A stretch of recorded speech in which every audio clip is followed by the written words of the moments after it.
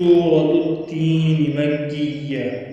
أعوذ بالله من الشيطان الرجيم. بسم الله الرحمن الرحيم.